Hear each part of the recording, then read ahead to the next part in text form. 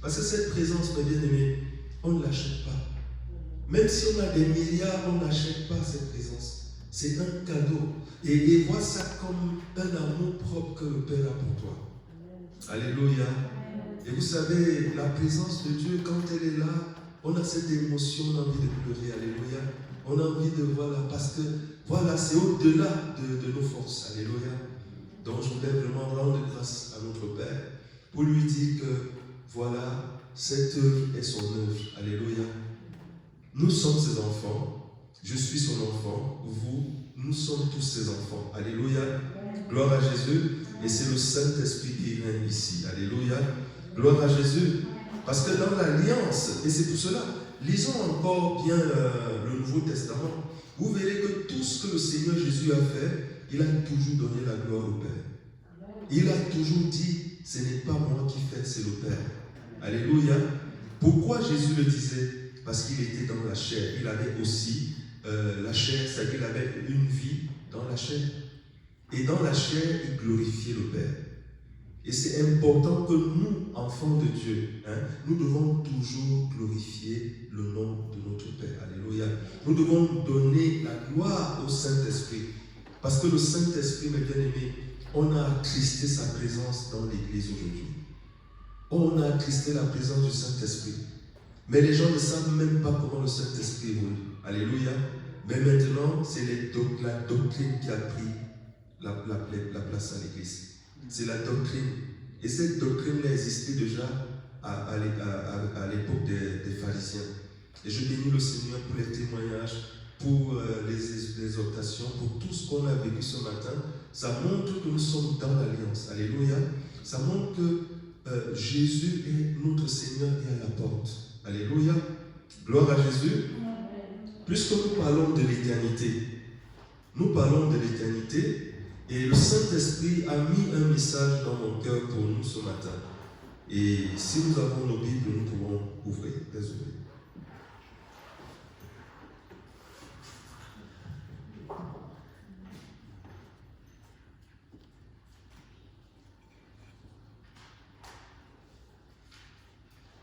Et nous bénissons aussi le Seigneur pour la prière que les pasteurs ont élevée sur ma grand-mère et la maman à mon épouse. Je bénis le Seigneur parce que voilà, et il y a aussi eu cette vision qui parlait que Patricia a eu par rapport aux personnes âgées. Et elle est aussi âgée, donc ça veut dire que voilà, le Saint-Esprit nous appelle vraiment à visiter les personnes âgées, à prier pour eux. Parce qu'il y a même parmi ces personnes âgées qui pleurent. Il y a des hommes et des femmes qui pleurent dans les halls, qui ont besoin de la présence de Dieu. Ils sont aussi au bout du chemin, ils ont besoin qu'on les voit là, qu'on les parle du royaume de Dieu. Et c'est ça. Alléluia. Donc, le thème de la parole de ce matin, c'est la richesse dans l'éternité. Vous allez comprendre ça. Pourquoi le Saint-Esprit nous parle de la richesse dans l'éternité? La richesse dans l'éternité. Parce que la richesse dans l'éternité, c'est important. Et puisque c'est le Saint-Esprit qui nous révèle les choses cachées. C'est le Saint-Esprit qui nous parle tous les jours. Et ce matin, il veut attirer notre attention sur la richesse dans l'éternité. Est-ce que vous savez que dans l'éternité, nous verrons des gens qui seront sauvés, mais ils n'auront pas de richesse? Vous savez ça? Vous savez que beaucoup de gens seront sauvés, mais dans l'éternité, ils n'auront pas. Pourquoi? Parce que du vivant, beaucoup sous-estiment, c'est-à-dire la richesse qu'on peut préparer dans le ciel. Parce que le Saint-Esprit qui est avec nous, il doit nous montrer, parce que le Seigneur Jésus l'a fait. Il a dit aux gens, vous devez amasser les trésors dans le ciel. Amassez-vous des trésors. Faites des choses pour qu'il y ait des trésors pour vous au ciel. Parce que si nous n'avons pas cette voie-là, cette révélation-là, c'est parce que nous allons passer l'éternité avec Dieu. Ce n'est pas la vie qu'on a dans ce monde, c'est l'éternité, au siècle des siècles. Donc nous devons préparer cette vie-là. Et si nous ne la préparons pas, le Saint-Esprit nous dira, mais mon serviteur, l'apôtre, vous avez donné cette parole.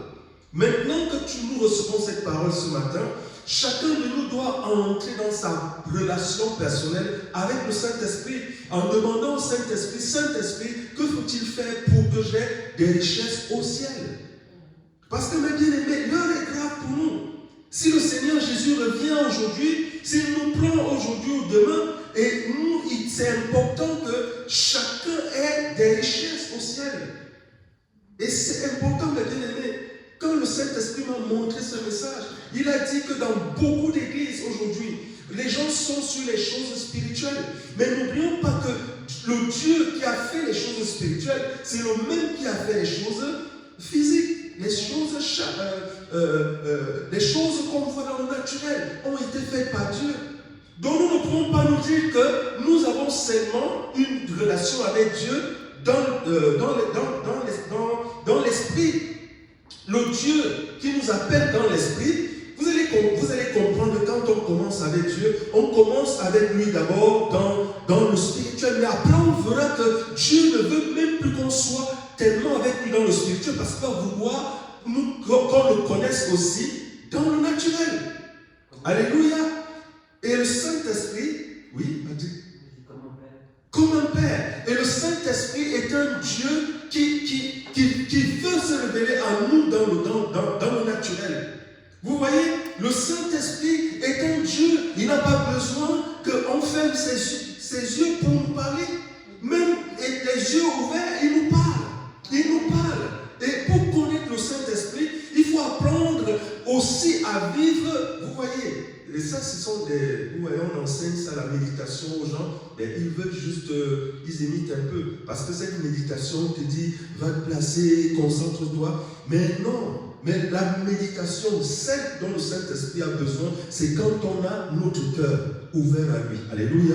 Même si tu fais à manger, même si tu conduis, alléluia, le Saint-Esprit il peut avoir des partages avec toi. Alléluia. Il peut te parler, il peut se manifester. Alléluia.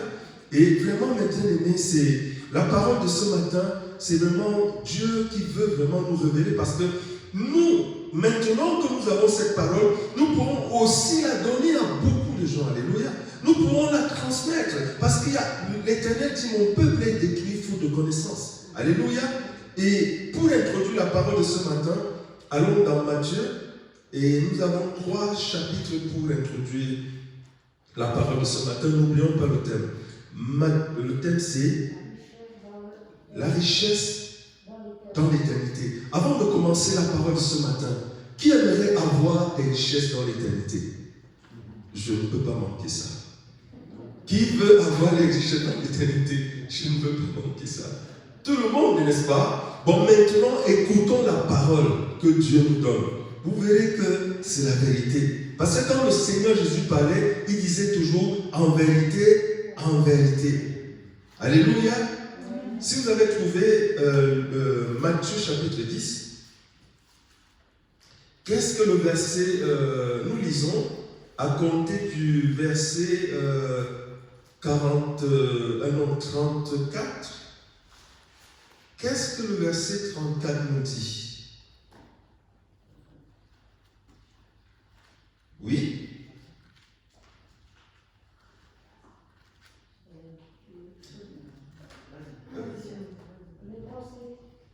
Que je sois venu apporter la paix sur la terre. Et je ne suis pas venu apporter la paix, mais l'épée. Mais nous suivons bien ce que le Seigneur dit. Oui, nous continuons. Car je suis venu mettre la discorde entre l'homme et son père, entre la fille et sa mère, entre la belle-fille et sa belle-mère. Et l'homme aura pour ennemi les gens de sa maison. Celui qui aime père ou mère plus que moi n'est pas digne de mes races. Bon, ici, Jésus dit, celui qui aime son père et sa mère plus que moi n'est pas digne de moi. Vous voyez, c'est ce qu'on voit aujourd'hui, c'est-à-dire qu'on veut amener, c'est-à-dire ça, c'est ce qui se passe, c'est l'ennemi qui fait ça. Dans les familles, vous voyez dans les familles qui sont restées religieuses, c'est-à-dire les gens qui vous diront, moi je suis catholique ou protestant depuis mes ancêtres, hein. Mais c'est des gens qui restent vraiment accrochés sur la religion. Hein. Mais quand on voit au niveau de la démonstration, de la pratique, c'est les gens qui sont attachés à la chair. Alléluia. Mais ils ne sont pas prêts à faire des sacrifices pour Dieu. Parce que Dieu dit, celui qui aime son père et sa mère plus que moi n'est pas digne de moi. Ça veut dire que je prends l'exemple. Moi j'ai mes enfants. Si j'aime mes enfants plus que Dieu, je ne suis pas digne de Dieu. Vous voyez? Si j'aime ma femme plus que Dieu, je ne suis pas digne de Dieu. Parce que Dieu, Jésus est notre premier amour. Amen. Parce que mes enfants ne sont pas morts pour moi, c'est Jésus qui est mort pour moi. Amen. Ma femme n'est pas morte pour moi, c'est Jésus. Je ne suis pas mort pour ma femme, c'est Jésus qui est fait, donc qui est mort pour moi. Nous devons d'abord nous sacrifier pour Jésus. Alléluia. Parce qu'il nous a aimés en premier, c'est lui qui est l'auteur de l'amour. Mais si nous ne montrons pas à Jésus que nous l'aimons plus que notre famille, alors Jésus, alléluia, il va continuer à nous parler. Vous voyez, parce que Jésus veut avancer avec nous. Alléluia. Mais pendant qu'il avance avec nous, il veut que notre joie soit grande. Mais nous devons nous donner pour le royaume. À partir du moment où on s'investit pour le royaume, alors Jésus, lui, il fait le reste. Jésus, n'oublions pas que Jésus, c'est le Saint-Esprit. Alléluia. Donc Jésus, par la personne du Saint-Esprit, va continuer à faire son œuvre. Alléluia. C'est important, mes bien-aimés. Oui. Celui qui ne prend pas, attendez, celui qui aime son père et sa mère plus que moi n'est pas digne de moi. Celui qui aime son fils, sa fille plus que moi n'est pas digne de moi. C'est Jésus qui parle. Oui. Celui qui ne prend pas sa croix et ne me suit pas, n'est pas digne de moi. Celui qui aura gardé sa vie la perdra. Et celui qui aura perdu sa vie à cause de moi la retrouvera. Alléluia. Ici, ce qui est important, c'est l'éternité. Parce que Jésus dit que celui qui aura gardé sa vie devant les hommes, mais la perdra. Parce que la vie est courte dans ce monde. Mais celui qui aura perdu sa vie à cause de moi la trouvera. Parce que, oui, pour l'éternité. Parce que ce qui est important pour Dieu, c'est l'éternité avec lui. Et Dieu ne veut pas, parce que Dieu est un Dieu de justice. Il ne veut pas que quand nos frères, certaines sœurs seront dans les richesses, et Dieu sera triste de nous voir comme ça. Parce que c'est de notre vivant que nous devons préparer notre éternité. L'éternité se prépare maintenant. L'éternité ne se prépare pas à la dernière minute. L'éternité ne se prépare pas en une année. Elle se prépare durant notre séjour dans ce monde. Alléluia. Chaque jour, nous préparons l'éternité. Alléluia. Nous continuons toujours dans Matthieu, mais chapitre 6. Matthieu chapitre 6. Si vous avez trouvé Matthieu 6, nous lisons à compter du verset 19. Et c'est Jésus qui nous parle. Vous voyez, nous pouvons lire cette parole, mais nous avons besoin de la présence du Saint-Esprit pour comprendre ce que Jésus veut nous dire. Nous avons besoin de sa présence pour comprendre le sens. Qu'est-ce que le verset 19 nous dit? Ne vous amassez pas de trésors sur la terre. Mais est-ce que nous comprenons cette parole? Il dit, ne vous amassez pas des trésors sur la terre. Pourquoi Dieu dit ça? Alors que quand on parle de Dieu, on parle toujours dans le spirituel. Oui. Voilà. Oui. Où les vers et la rouille détruisent. Oui. Et où les voleurs percent et dérobent. Oui. Mais amassez des trésors dans le ciel, où le ver ni la rouille ne détruisent, et où les voleurs ne percent ni ne dérobent. Car là où est ton trésor, là aussi sera ton cœur. Mais amassez-vous des trésors dans le ciel. Mais amassez-vous des trésors dans le ciel. Et maintenant, il faut un processus. Comment faire pour amasser les trésors? Et ça, c'est la révélation de la parole de ce matin. Alléluia. Gloire à Jésus. Mais bien aimé, je vous prends un exemple pour un serviteur. Un serviteur de Dieu qui enseigne au peuple, c'est-à-dire en leur parlant toujours de la guérison, des délivrances et des miracles. Oui, le Seigneur Jésus délivre. Le Seigneur Jésus délivre. Mais les gens qui sont délivrés, s'ils suivent Jésus sans chercher, c'est-à-dire ce chemin, cette révélation de s'amasser des trésors au ciel, ils seront sauvés, mais ils arriveront au ciel, ils n'auront ni maison, ils n'auront pas d'abri, ils n'auront pas de bien, et Jésus leur dira qu'on vous a juste enseigné la guérison, vous êtes restés sur la guérison. On ne vous a pas montré comment amasser les trésors au ciel. Parce que vous allez voir, il y a une révélation de bien-aimés. C'est pour cela que l'ennemi agit aujourd'hui pour empêcher les enfants de Dieu de mettre cette parole en pratique. Alléluia. Gloire à Jésus. Oui. On a... Ah non. Continuons dans Matthieu 11. Matthieu chapitre 11. Matthieu chapitre 11. Si vous avez trouvé, nous lisons à compter du verset 17.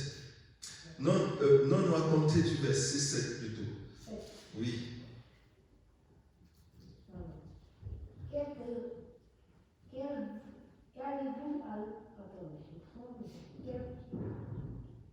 Qu'êtes-vous allé voir dans le désert? Lequel allez-vous aller voir un homme vêtu somptueusement, mais ceux qui portent des vêtements somptueux sont dans la maison des rois. Qu'allez-vous donc aller faire? Qu'êtes-vous donc allé voir? Oui. Voir un prophète? Oui, vous dis-je le plus qu'un prophète. Et ici, je m'arrête au verset 9. Il dit, qu'êtes-vous donc allé voir? Un prophète, oui, vous dis-je. Et plus qu'un prophète. Ici, Jésus fait allusion à qui? À Jean-Baptiste. Et Jésus dit aux apôtres, aux disciples que parmi tous ceux qui sont nés de la chair et du sang, il ne s'est pas élevé, il n'y a pas eu un plus grand que Jean-Baptiste. Est-ce que quand on parle de serviteur de Dieu, de prophète, Jean-Baptiste était plus qu'un prophète? Est-ce que nous comprenons? Il a enseigné la repentance. Il a enseigné les voies du Seigneur. Mais ici, le Seigneur va attirer notre attention parce que le travail de Jean-Baptiste était juste spirituel. Jean-Baptiste n'a pas enseigné la parole de Jésus. Et c'est pour cela que Jésus va dire une chose pour nous montrer que si nous restons seulement sur miracle et guérison et sans mettre la parole de Dieu en pratique, nous resterons que dans le spirituel. Alléluia. C'est important parce que le spirituel et le naturel appartiennent à Dieu. Alléluia.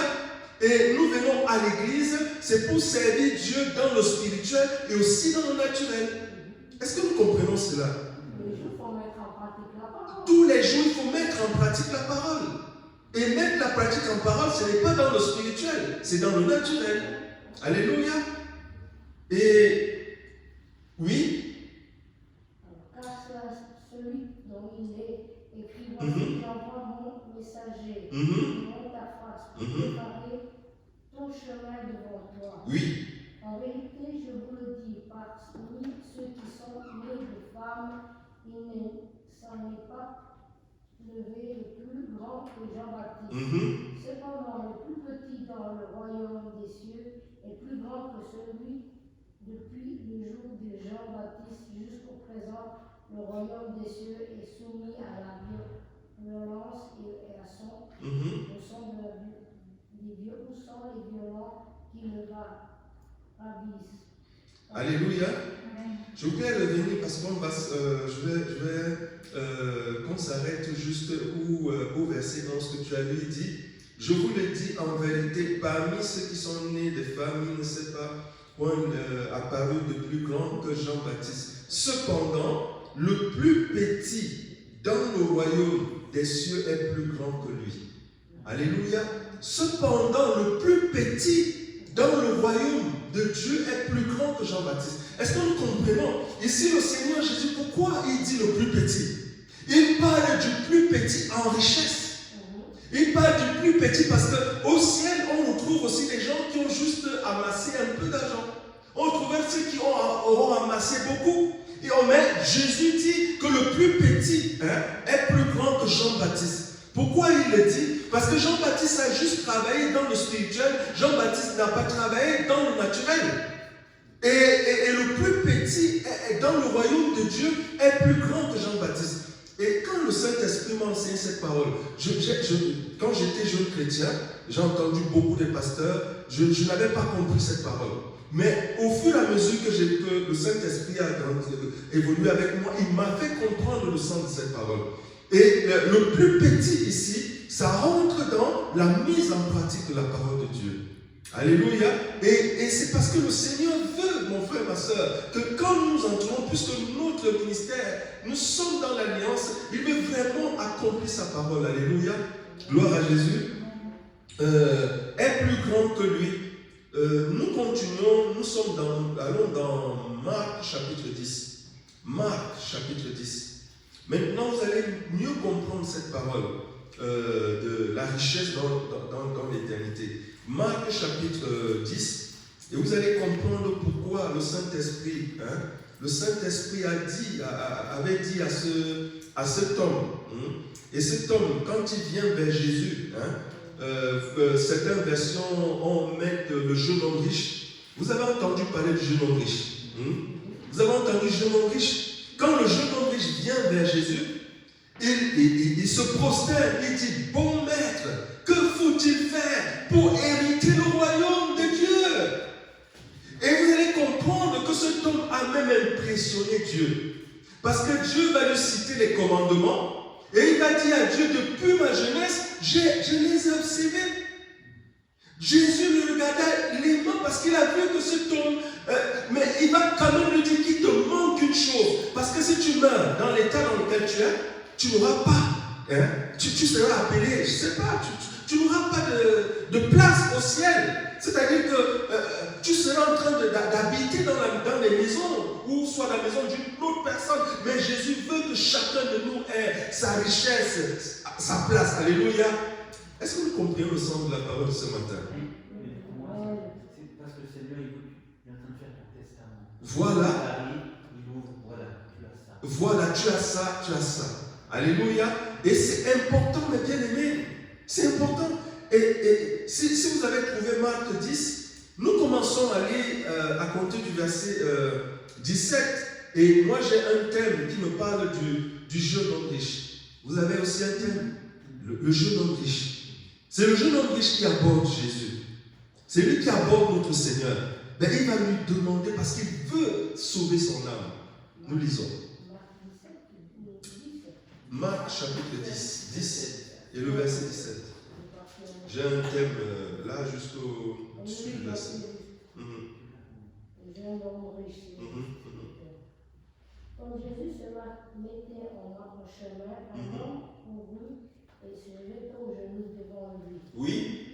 Demandant: bon maître, que dois-je faire pour hériter la vie éternelle? Il lui pose la question: bon maître, que faut-il faire pour hériter la vie éternelle? Oui. Jésus lui dit: pourquoi m'appelles-tu bon? Personne n'est bon si ce n'est Dieu seul. Tu connais les commandements. Ne commets pas de meurtre, ne commets pas d'adultère, ne commets pas de vol, ne dis pas de faux témoignages et ne fais pas de tort à personne. Honore ton père et ta mère. Elle lui répondit: maître, j'ai gardé tout cela de ma jeunesse. Jésus l'ayant regardé les mains, elle lui dit: il te manque quelque chose, va, vends tout ce que tu as, donne-le aux pauvres et tu auras un trésor dans les cieux. Et si on s'arrête là, parce que quand il lui dit: vends tout ce que tu as, donne-le aux pauvres et tu auras. Parce qu'il y a beaucoup d'enfants de Dieu qui se disent que c'est à force de prier que Dieu leur donne les richesses au ciel. Mais non, de jeûner. Nous pouvons jeûner 100 jours, 1000 jours. Dieu ne nous donnera pas les richesses au ciel. Parce que c'est une prescription, c'est une ordonnance que nous devons respecter. C'est une parole qui est écrite. Dieu ne peut pas changer. Il est Dieu et sa parole sont un. Donc si Dieu a dit à ce jeune homme qui mettait les commandements en pratique, qui pratiquait, qui était juste, hein, mais il lui a quand même dit qu'il te manque une chose. Il lui dit, vends tout ce que tu as. Hein? Alléluia. Mais ça veut dire que nous devons à un moment donné vivre que pour le royaume de Dieu. Amen. Parce que, est-ce que nous sommes convaincus qu'à un moment donné de nos vies, nous disons, Seigneur, tout ce qui est à moi est à toi, et que maintenant je vis pour ton royaume. Parce que si nous avons ça dans notre cœur, alors nous serons un avec le Saint-Esprit. Parce que je ne sais pas, mais bien aimé, le Saint-Esprit, je peux vous dire que pendant que nous, on l'attend dans le spirituel, lui nous attend dans le naturel. Vous voyez un peu, ça peut être un paradoxe, comme si c'est contradictoire, mais c'est comme ça que le Saint-Esprit est. Le Saint-Esprit, pendant qu'on l'attend dans le spirituel, je veux prier. Lui, il est là dans le naturel. Il nous attend. Mais c'est vrai. Mais bien sûr. Parce que peut-être le riche aurait tout donné. Oui. Mais oui. Oui, bien sûr, parce que déjà Dieu n'allait pas laisser. On a vu que quand Job a perdu tout ce qu'il avait, mais la Bible dit qu'avant la fin de Dieu a encore béni Job de haut centuple, lui a donné plus que ce qu'il avait. Donc c'était une épreuve juste. Dieu voulait juste voir, parce que quand Dieu avait dit à Abraham, sacrifie-moi ton fils, et qu'Abraham a exécuté. Quand Abraham a voulu prendre le couteau, Dieu a dit, non, ne fais pas. Mais Dieu veut nous pousser pour voir jusqu'où on peut. Est-ce qu'on peut, on peut lui dire, Seigneur, tout ce qui est à moi est à toi. Il teste sur nos cœurs. Et à ce niveau, beaucoup de gens échouent. Regardons, le jeune homme, il va échouer. Le jeune homme qui avait respecté, qui avait mis en pratique les lois de Dieu, les commandements. Mais Jésus lui dit, ce que tu as, va, vends et donne-le aux pauvres. Et pourquoi il lui dit ça? Il dit, et tu auras un trésor, une richesse au ciel. Puis viens, suis-moi. Mais assombri par cette parole. C'est-à-dire, il a été brisé par cette parole. Pourquoi? Parce qu'il a vu que non, je vais perdre quand même, hein, ce qui me donnait l'honneur devant les hommes. Les hommes me respectent à cause de ce que j'ai. Vous voyez? Donc il avait mis sa confiance dans ce qu'il avait. Alléluia. Il n'a pas compris Jésus. Alors que quand nous sommes, nous qui suivons Jésus, à un moment donné, nous devons montrer même aux gens du monde que nous vivons pour Jésus. Amen. Alléluia. C'est ce que Jésus veut voir. Alléluia. Parce que Jésus, à partir du moment où on donne sa vie à Jésus, Jésus va nous dire que si tu viens à moi, tu renonces à toi. Ça veut dire que tout ce que tu as est à moi. Est-ce que nous comprenons cela? C'est-à-dire que notre vie, nous devenons la propriété de Jésus. Ça veut dire que le Saint-Esprit va commencer à nous parler dans le naturel. Il va commencer à nous dire, mais bien aimé, si vous voulez être à l'écoute du Saint-Esprit, c'est quand vous sortez d'une méditation de tous les jours, vous dites, Saint-Esprit, parle-moi. Vous verrez, il va commencer à vous parler.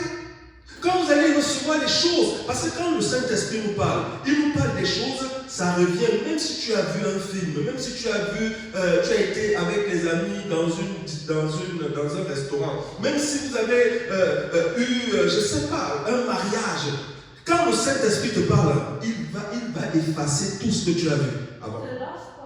Il ne te lâche pas. Ah, toi tu comprends déjà. Tu comprends? Quand le Saint-Esprit te parle, il ne te lâche pas. C'est-à-dire que même si je vais dire que tout ce que tu as eu avant, ça passe. C'est-à-dire que c'est lui qui, c'est-à-dire que ce qu'il veut te dire, ça vient, ça revient, ça revient. Tu te lèves, c'est là. Tu marches, c'est là. Tu dors, c'est là. Tout ce que tu fais, jusqu'à ce que tu dises oui, j'accepte. Et ça, ce n'est pas en priant. C'est quand nous marchons, c'est quand nous vraiment demandons au Saint-Esprit de nous parler, de nous montrer les choses. Vous verrez que Dieu nous parle dans le naturel. Comme Dieu parlait avec Israël. Si vous regardez la vie que Dieu avait avec Israël, ce n'était pas dans les prières. C'était dans le naturel qu'Israël a vécu la manifestation de Dieu.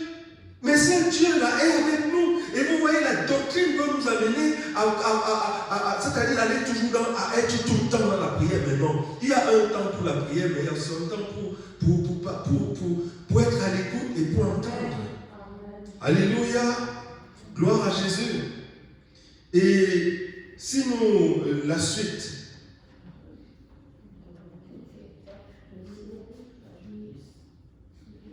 oui, on était, oui,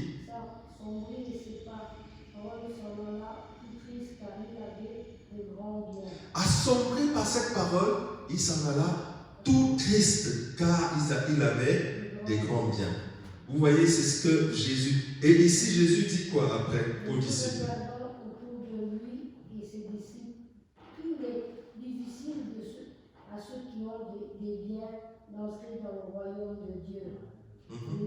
Les disciples étaient stupéfaits par ces paroles. Ils reprirent à leur dire: les enfants, il est difficile d'entrer dans le royaume de Dieu. Il est plus facile à un chameau de passer par le trou de l'aiguille qu'un riche d'entrer dans le royaume de Dieu. Allons dans Actes, allons-y rapidement. Actes chapitre, ça c'est vraiment je peux vous dire que quand le Saint-Esprit, j'étais encore pasteur, cette parole, le Saint-Esprit me l'a montré. Le Saint-Esprit m'a dit: tu as vu cette parole? Cette parole, si tu ne la mets pas en pratique, tu n'auras rien au ciel. Le Saint-Esprit me l'a dit. Si tu ne la mets pas en pratique, tu n'auras rien au ciel. Il m'a dit: tu sais qu'il y a beaucoup de gens qui me servent, qui se sanctifient, des gens qui ont quitté le monde, la vie du monde, mais qui seront sauvés, mais ils n'auront pas de richesse, ils n'auront pas de bien. Alors que moi, vous voyez, toutes les richesses appartiennent à Dieu. Est-ce que nous comprenons cela? Tout lui appartient. Et il veut nous donner. Mais il suffit que nous lui demandons, parce que moi je suis en train de nous donner la parole, mais maintenant dans le quotidien, le Saint-Esprit va nous guider. Il va vous guider. Il va vous amener à mettre cette parole en pratique. Alléluia. Moi je vous la donne juste pour réveiller quelque chose en nous. Parce que Dieu veut que chacun de nous ait des richesses, que nous ayons des richesses dans le ciel. Alléluia. Gloire à Jésus. Oui, si vous avez trouvé Acte 4, qu'est-ce que le verset, nous lisons à compter du verset, je crois, 32, si je ne me trompe pas, attendez. Et cette parole est vraiment aussi, c'est mis là, voilà. Oui, qu'est-ce que le verset 32 nous dit? La multitude de ceux qui ont cru et n'était qu'un cœur. Et ce que les apôtres avaient sémé cette parole. Le Saint-Esprit, vous savez, après la Pentecôte, c'est le Saint-Esprit lui-même qui travaillait. Les apôtres étaient juste des serviteurs inutiles. C'est le Saint-Esprit qui travaillait. Et si vous avez appris l'histoire lu l'histoire d'Ananias et Saphira, vous allez comprendre que c'est le Saint-Esprit qui travaillait. Parce que le Saint-Esprit, Pierre va dire à Ananias et Saphira que pourquoi avez-vous menti? Vous avez menti au Saint-Esprit. Ils n'ont même pas dit que vous avez menti à Dieu, mais au Saint-Esprit. Vous voyez, donc, c'est pour dire que c'est le Saint-Esprit qui dirige l'Église, mes bien-aimés. C'est lui. Oui, nous continuons.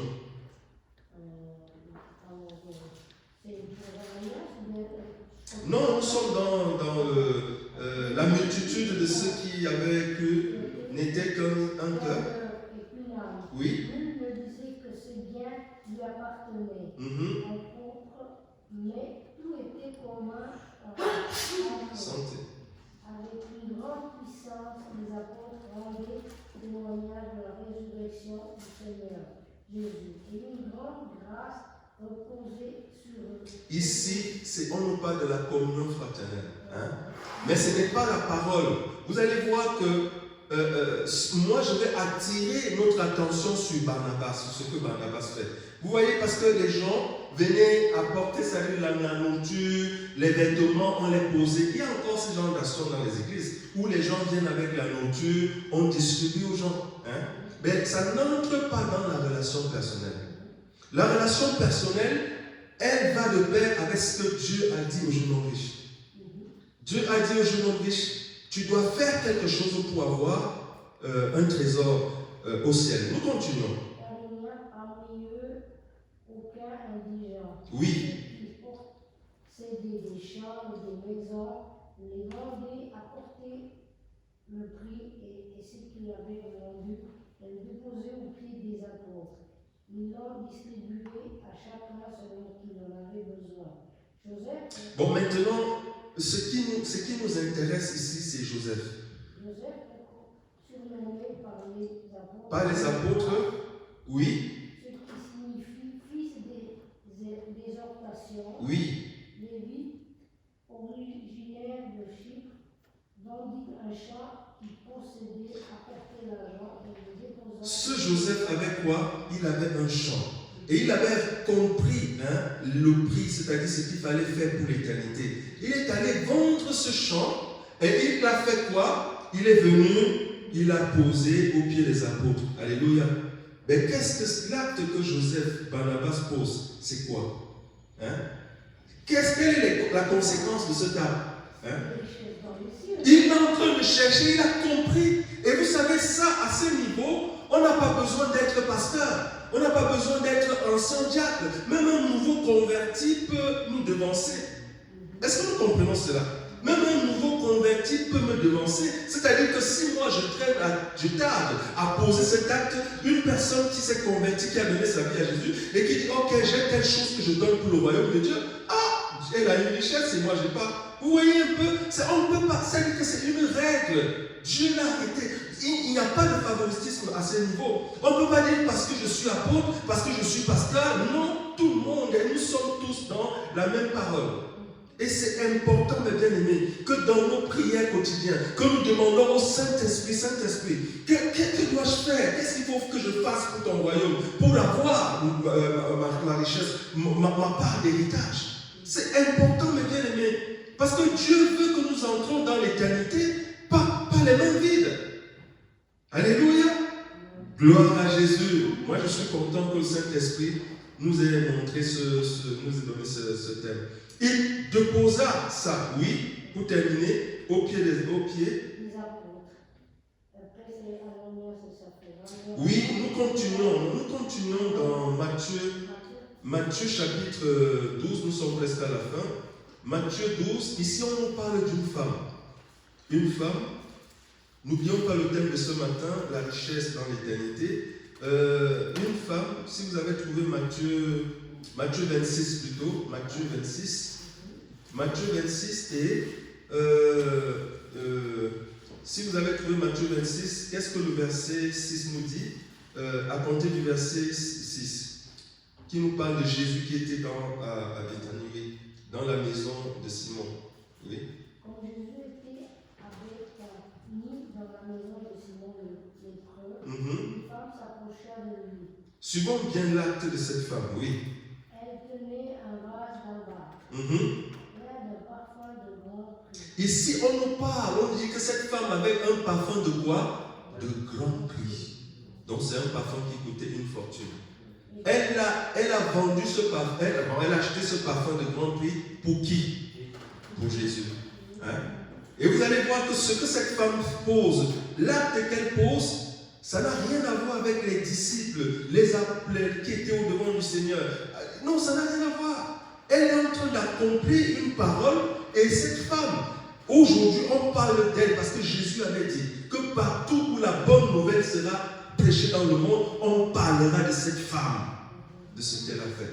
N'est-ce pas? N'est-ce pas? Il ne s'agit pas de... je veux dire que cette femme fait partie du message de ce matin, puisqu'on parle d'elle aussi. Alléluia. Donc la parole de Dieu, elle s'accomplit.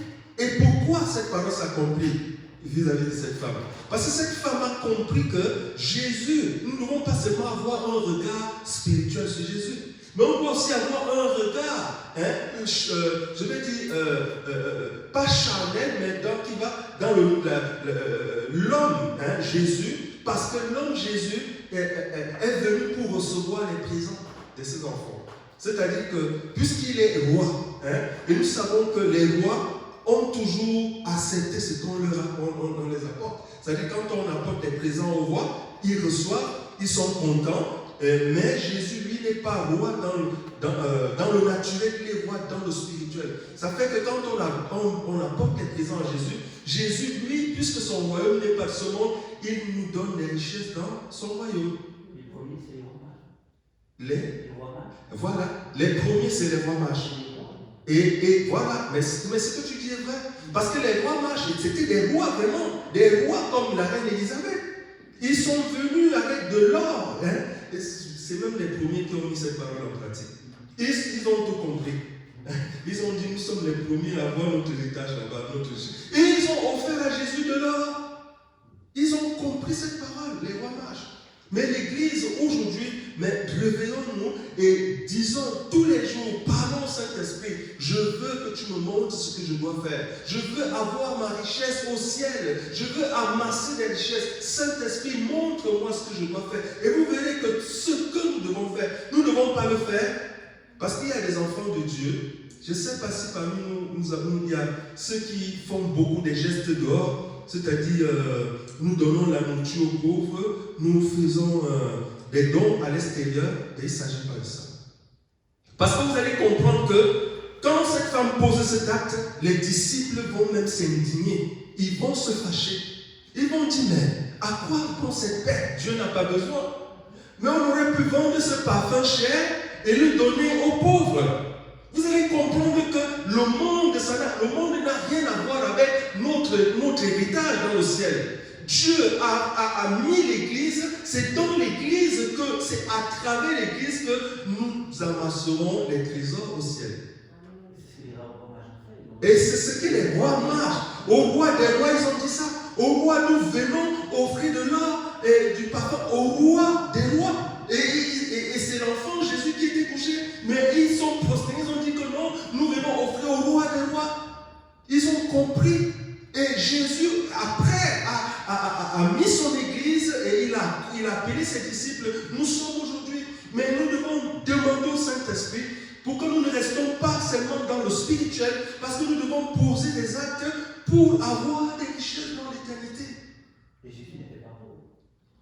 Il n'était pas pauvre. Ils ont compris qu'il était roi. Mais bien sûr, puisque quand ils viennent, ils sont rois, déjà ils se prosternent devant Jésus et ils offrent à Jésus ce qu'ils ont fait, ce qu'ils avaient fait. Ça veut dire qu'ils ont reconnu la royauté de Jésus.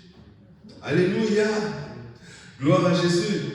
Et oui, nous continuons la lecture. C'est combien? 26 combien? 8. Si vous êtes à Matthieu 26, on avait déjà lu le verset 6. Or, il y avait une femme, oui, s'approcha de lui. C'est le verset 7. À ce but, les disciples s'indignèrent. Là, on est au verset 8. On a déjà lu, reprenons le verset 7. Alors, une femme s'approchait de lui et elle tenait un vase d'albâtre, plein de parfums de bon prix, et pendant qu'il se trouvait à table, elle répandit le parfum sur sa tête. Et cette vue, les disciples s'indignèrent et dirent, à quoi bon cette perte? Où on aurait pu vendre ce parfum très cher en donnant le prix aux pauvres. Jésus s'en aperçut et leur dit, pourquoi faites-vous de la peine à cette femme? Elle a accompli une bonne action à mon égard, car vous avez toujours des pauvres avec vous, mais moi, vous n'avez pas toujours. Alléluia. Est-ce que vous n'avez pas compris le sens? Hein? C'est important parce que les disciples voyant cela et s'indignaient et disent, à quoi bon cette perte? On aurait pu vendre ce parfum cher et en donnant le prix aux pauvres. Jésus étant s'étant aperçu leur dit, pourquoi faites-vous de la peine à cette femme? Elle a fait une bonne action à mon égard, car vous avez toujours les pauvres avec vous, mais vous ne m'avez pas toujours. Alléluia. Vous voyez, donc Jésus sépare la vie du monde, c'est-à-dire le système. Il dit que ce que nous devons faire pour préparer notre éternité, ça n'a rien à voir avec les pauvres. Parce que moi, je connais beaucoup de gens qui disent, non, je fais des choses, des églises, hein. J'ai des gens qui ne viennent pas ici. Ah, moi j'ai mon église, je fais tel, on a des mouvements, on fait à manger, on va donner aux pauvres. mais si nous restons à ce niveau-là, nous n'aurons pas de richesse au ciel. Mais ça, c'est ce que Jésus veut. Oui, C'est ta mission de donner à manger aux pauvres. C'est tout ça. T'es d'accord? oui, C'est pour ça que t'as rien pris plus tard. voilà. Vous avez dit dans la parole. Mais bien sûr, Vous avez prêché la bonne nouvelle, etc. Oui. Donner à manger, etc. c'est ça, parce que ça fait partie de notre mission. Mais maintenant, je veux dire, avoir vraiment cet héritage, nous devons, voilà, le Saint-Esprit va nous montrer, comme il avait révélé au jeune homme riche, il te manque une chose, fais ceci. Mais c'est important que nous sachions que Dieu ne viendra pas prendre, ça c'est important. Hein? Parce que si Dieu a dit au jeune homme riche, vends ce que tu as, c'est parce qu'il savait l'état dans lequel le jeune homme riche se trouvait. Donc Dieu ne va pas nous dire, il n'est pas en train de nous dire, va prendre ce que tu as à la maison, va, viens me le donner, ou vends ce que tu as, ou vends ta voiture. C'est pas ce que Dieu est en train de nous dire. Mais Dieu est en train de nous dire, entre dans ta relation personnelle avec moi. Il y a une chose que je veux que tu fasses. Alléluia. Dieu va nous parler, c'est important qu'on soit à son écoute. Alléluia. Mais ce qu'il veut, c'est, comme tu as dit, c'est, même si tu dois vendre tout, Oui. il y a un témoignage d'un motard, je sais bien qu'on trouve la Bible des Baguettes, il a dit, donne tout, il travaille pour moi. Et les Baguettes, il dit, je ne peux pas la moto. Et tant qu'il n'arrivait pas à vendre la moto, alors le jour où il a vendu sa moto, on arrive là, il a travaillé pour Dieu, mais Jésus a dit, je te redonne ta moto.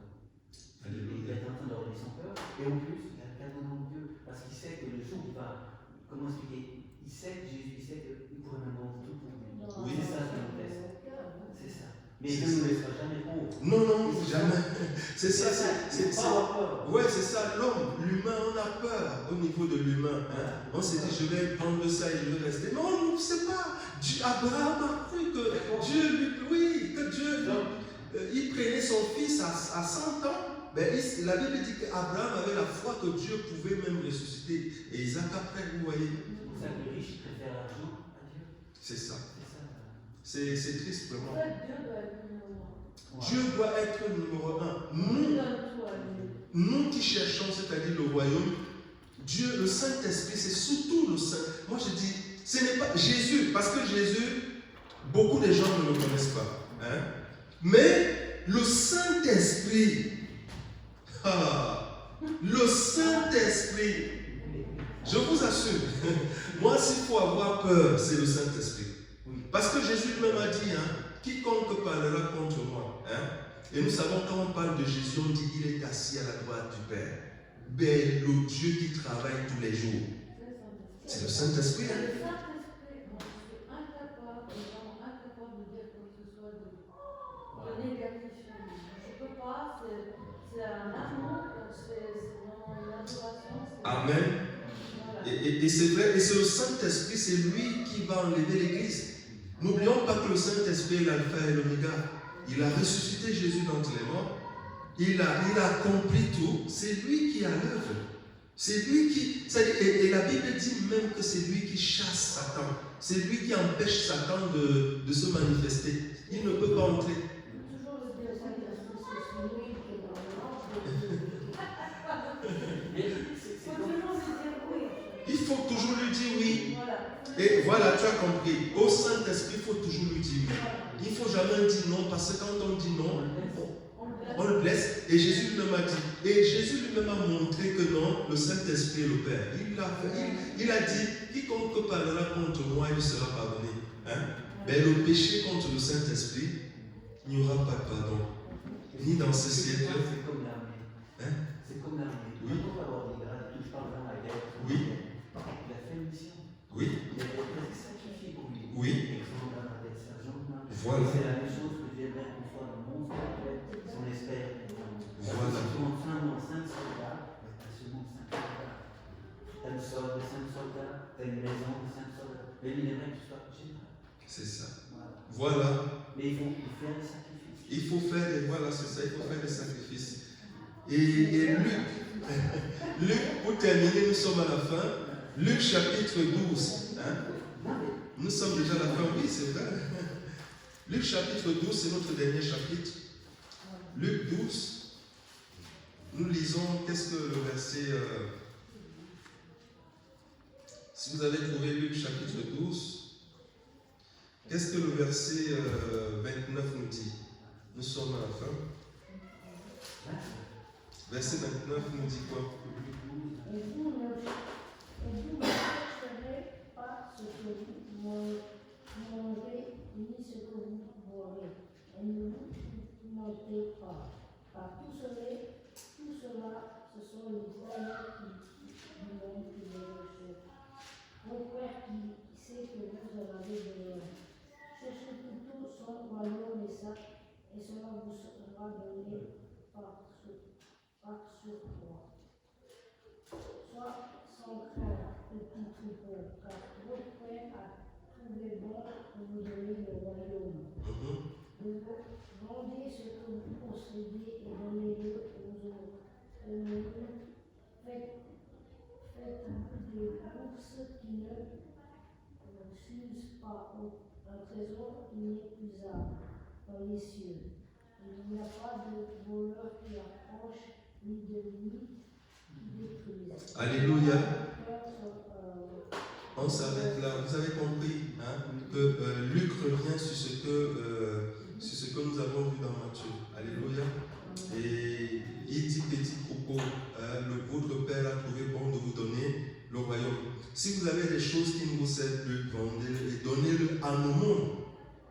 C'est-à-dire dans mon église. Et vous aurez quoi? Des richesses. Je vais m'arrêter là. Ce que le Saint-Esprit veut vraiment, il veut que chacun de nous entre dans sa relation au quotidien avec lui. Parce qu'il a un plan, il veut faire des choses pour son œuvre. Alléluia. Et chacun de nous a quelque chose à faire pour son héritage au ciel, pour avoir la richesse au ciel, pour que quand nous allons entrer, quand le Seigneur, lors de l'enlèvement, que le Saint-Esprit soit fier de ce qu'on a fait pour lui. Alléluia. Ça, c'est en dehors des prières, du jeûne, de tout ce qu'on peut faire dans le spirituel. Alléluia. Et je crois que cette parole nous a apporté vraiment encore une vision et que nous allons maintenant dans le quotidien demander au Saint-Esprit. Alléluia. Alléluia. Que le Seigneur vous bénisse. Soyez bénis.